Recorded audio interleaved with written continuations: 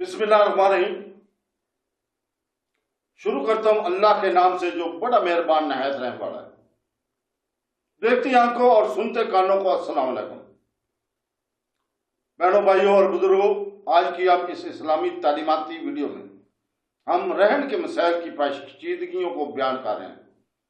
जैसा कि इस्लामी मालियात की ऐनक से देखा गया है, हम शरई और कानून के इन असूलों को बयान कर रहे हैं जो मालियाती लेन देन के कंट्रोल करते हैं, खासतौर पर सूद के खिलाफ मुबानकों और इस्लामी रहन को तश्कील देने वाले इखलाकी तहफ़्फ़ुज़ात पर तवज्जो मरकूज करते हुए बराए करम हमारे साथ रहें और मुकम्मल वीडियो देखें, क्योंकि हम घर की माली इमदाद के ख्वाह मुसलमानों के लिए मुज़म्मरात और इनके अकीदे के मुताबिक दस्तयाब मुतबादलात को बयान कर रहे हैं और अल्लाह ताला ने इसके बारे में क्या फरमाया। तो दोस्तों, बहनों, भाइयों और बुजुर्गों, सूरह बकरा की आयत नंबर 283 में अल्लाह ताला फरमाता है, जिसका तर्जुमा है, और अगर तुम सफर में हो और लिखने वाला ना पाओ तो कर्ज ख्वाह के कब्जे में गिरवी चीज हो, और अगर तुम्हें एक दूसरे पर इत्मीनान हो तो वो मकरूज जिसे अमानतदार समझता गया है वो अपनी अमानत अदा कर दे और अल्लाह से डरे जो इसका रब है, और गवाही ना छुपाओ, और जो गवाही छुपाएगा तो इसका दिल गुनाहगार है और अल्लाह तुम्हारे कामों को खूब जानता है। तो दोस्तों, यहाँ गिरवी रखने का मसला बयान किया गया कि अगर तुम हालत सफर में हो और कर्ज की जरूरत पेश आ जाए और तुम्हें कोई लिखने वाला ना मिले या लिखने का मौका ना मिले कि ऊपर बयान किए गए हुक्म पर अमल हो सके, तो मकरूज कर्ज ख्वाह के कब्जे में कोई चीज रहन रखवा दे।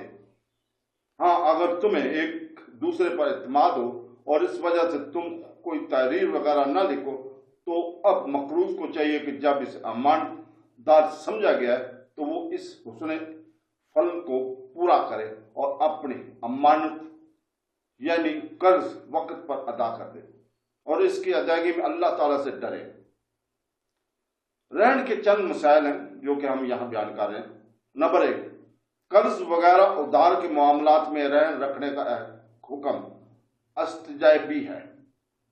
नंबर 2, हालत सफर में रहन यानी गिरवी रखना आयत से साबित हुआ और गैर सफर की हालत में हदीस से साबित है, जैसा कि सही बुखारी और सनन तिरमिज़ी में है कि रसूल पाक सल्लल्लाहु अलैहि वसल्लम ने मदीना तैयबा में अपनी जरा मुबारक यहूदी के पास गिरवी रखकर 20 साल जो लिए थे। नंबर 3, जिस चीज को गिरवी रखा जाए वो कर्ज ख्वाह के कब्जा में देना जरूरी है, बगैर कब्जा के रहन नहीं हो सकता।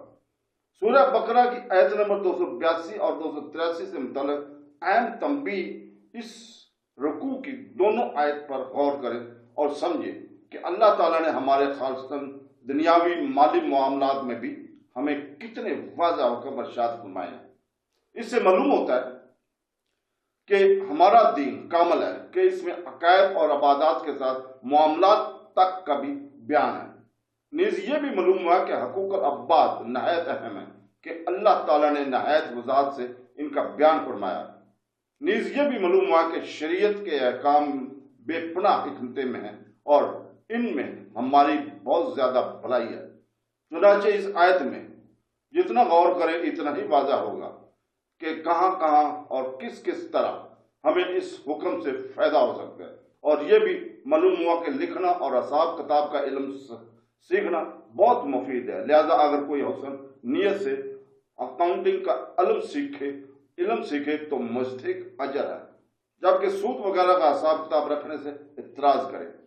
गवाही से मुतल्लिक चंद अहकाम ऊपर बयान हुए हैं, हमने किए हैं। यहाँ सराय से बयान फरमाया कि गवाही ना छुपाओ, क्योंकि गवाही को छुपाना हराम और दिल के गुनाहगार होने की अलामत है, क्योंकि इसमें साबे हक के हक को ज़ाया करना पाया जाता है। गवाही छुपाना कबीरा गुनाह है। चुनांचे हजरत अब्दुल्लाह बिन अब्बास रज़ियल्लाहु ताला से एक हदीस मरवी है कि कबीरा गुनाहों में सबसे बड़ा गुनाह अल्लाह ताला के साथ शरीक करना और झूठी गवाही देना और गवाही को छुपाना है। तो दोस्तों, अल्लाह ताला से दुआ है कि हमें कुरान पाक पढ़ने, سمجھے، اور اللہ تعالیٰ کے احکامات پر عمل کرنے کی توفیق عطا فرمائے، سنت نبوی پر چلنے کی توفیق عطا فرمائے۔